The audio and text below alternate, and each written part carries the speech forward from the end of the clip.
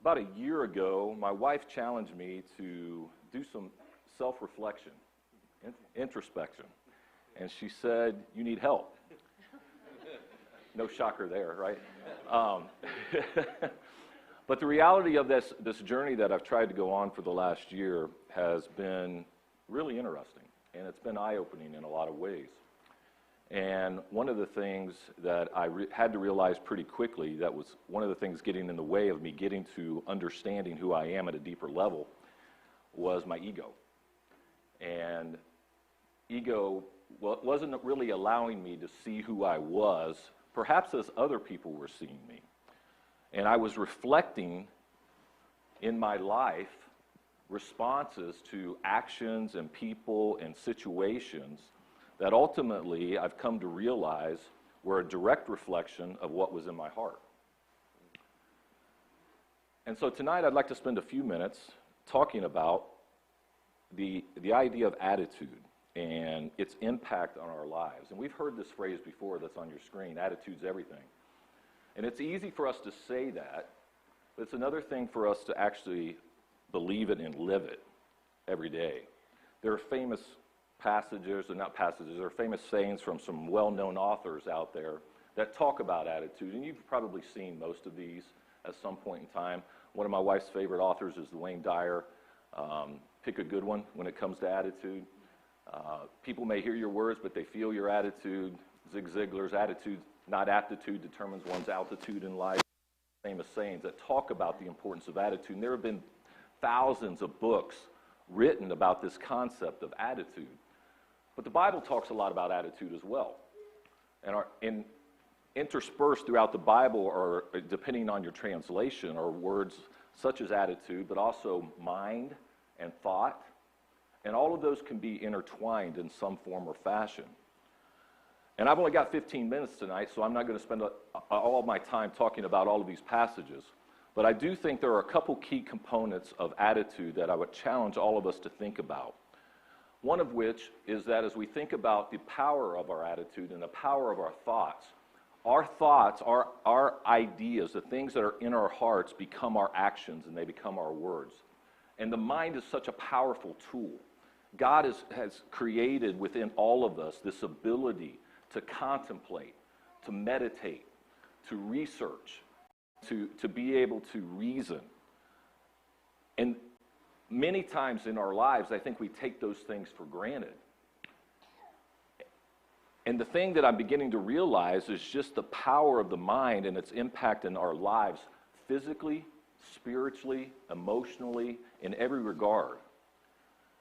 And so when we get into thinking about what our attitude in life, how it impacts the situations that we find ourselves in, I'm really challenging all of us, mostly me probably, with the lesson tonight, but I'm challenging myself and hopefully giving all of us something to think about when it comes to attitude. So I'm going to present 4 facts about attitude that I'd like us to think about, and then I'm going to talk about 4 possible ways that we can improve our thought process or our attitude. So first of all, my attitude reveals the real me. So this is really, for me, is actually a very humbling, because when I think about the times in my life that I've said something or done something in response to somebody else and what they've said, or in response to something that's happened in my life, the reality is there have been many times where I've had to apologize for that. And then I ask myself later, or I may even say it in the moment, I may say, well, I didn't mean to say that. I didn't mean to do that. But you know what? It came from a place from within. And when we all take a moment to kind of step back and really look at that and why we've chosen to say those things or do those things, we have to be honest with ourselves and reflect on the fact, as Jesus said, what comes out of our mouth proceeds from the heart. And it's true. And many times we don't think about that. Paul talked about this in the book of Romans a lot. He talked about it in chapter 7, he talked about it again in chapter 8, and he talked about this battle that was going on with himself. And we all think of Paul as just the spiritual pillar, right? This guy who perspective had to have the right attitude to accomplish all the things that he did. And there's no doubt that he was a very special person as it relates to attitude. And we'll see an example of him later that I want to point to. But he talked about this battle that was happening within himself every day, where this battle of spiritual versus flesh, and how the mind of the flesh is going in one direction and the mind of the spirit is trying to accomplish something else.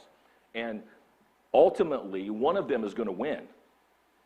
And now, there may be times in our life where that spirit mind is winning. There may be other times in our lives where the fleshly mind is winning.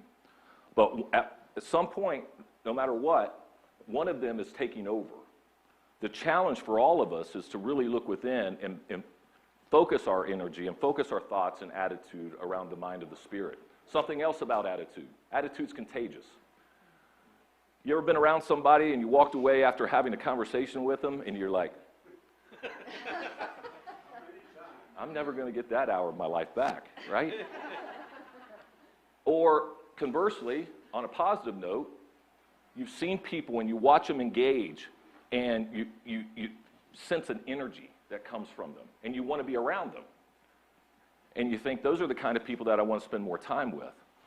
You know, Jesus, as he was growing up, we're told that as he grew in favor with God and man. We're also told in Acts chapter 2 and verse 47 that the early church, and this is really what started me to think about some of these things, because when we look at the early church, we're talking about a group of about 150 people or so from Acts chapter 1 that were able to take the message of the gospel of Christ, and on the day of Pentecost, through the preaching of the apostles, convert 3,000 people. And then we're told that in that city, Jerusalem, where everybody was, that they were gaining favor with all the people. And ultimately, you see it go in chapter 4 and verse 4 to 5,000 men. It's estimated, that's just the men, it's estimated that the church in Jerusalem, prior to the disbursements because of the persecution, that were approaching 8,000 to 10,000 people that had obeyed the gospel. In a city, again, estimates are all over the place as to how big Jerusalem was at that time. And I've seen anywhere from 100,000 to 600,000. But regardless, the fact of the matter is that the people of that time were doing something in how they were promoting themselves outwardly to the other people in Jerusalem that was telling them that they wanted to know more about why they were acting that way, and were able to convince and save over up to 5,000 plus people. That's pretty impressive. And again, I think a lot of that goes to attitude. I do. And I think all of us need to, again, think about ourselves, and we think about attendance, and we've got goals listed up here, and are we achieving that goal? And I more personally have to look within and understand in my own personal circle of influence, family, work, am I having that kind of an impact on people? And if not, why not? And begin to do the searching that needs to be done in order to impact that. Attitude's a choice. Fact number 3. I think sometimes we forget it. Sometimes we think that what's in our head is just part of who we are, how God created us. But I believe, in all sincerity, that our thoughts and our attitude can be trained. I think the Bible teaches that, actually. And I think we see examples of this portrayed in Scripture. Saul, you think about the transformation of Saul to Paul from Acts chapter 7 verse 58, where they were laying their garments down at his feet as he allowed Stephen to be stoned. And then in the next chapter, the first part of chapter 8, where he is consenting with the council to be allowed to go out and persecute Christians, and ultimately to go to Damascus to do the exact same thing before he's saved. And then he gets saved, and he has a totally different mindset. Now, that wasn't all on his own. I get it, and we're not on our own as it relates to a transformation of our attitude and thoughts. But the reality is it can happen. Houston talked this morning about Joseph. I was going to use him more as an example, but we heard that this morning. He talked about that roller coaster of life that Joseph was on. And the reality is he had a choice in how he responded to those down times in the roller coaster of his life. And he made the choice to stay true to God first, and then in that, represent himself in a positive fashion so that the people around him put him in responsible positions. That's remarkable. Because I don't think that I could have done that. I don't think that I could have responded in that same way. But Joseph set that example for us. Attitude is a choice. Paul talked about in Romans chapter 12 and verse 2 that there's a transformation that can happen with our minds if we will allow ourselves to do so. And again, that's not something that we spend a lot of time talking about, but again, this idea of training and owning our attitude and our thoughts is a responsibility that we all have. Attitudes alter perception.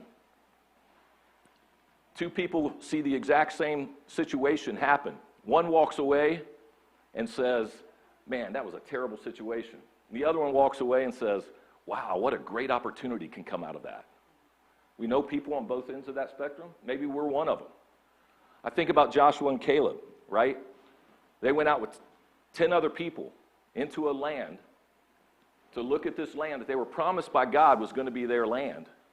So they had that promise already in their heads. And yet 10 of them come back and report, man, there's giants and the cities are fortified. There's no way we can take it. But Joshua and Caleb saw something totally different.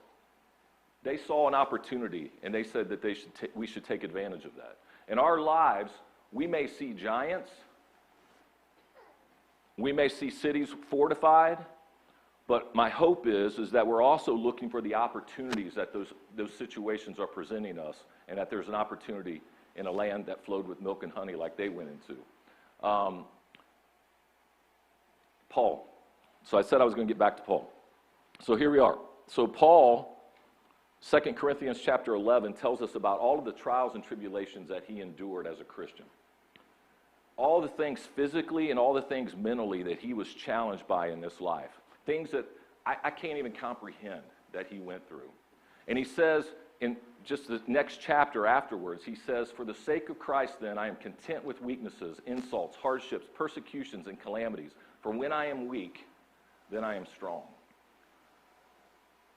That's a powerful thing for us to consider in our lives. That the things, I'm not up here talking Pollyannic. I get it that there's things in life that happen that are very difficult for us to endure. I fully understand that.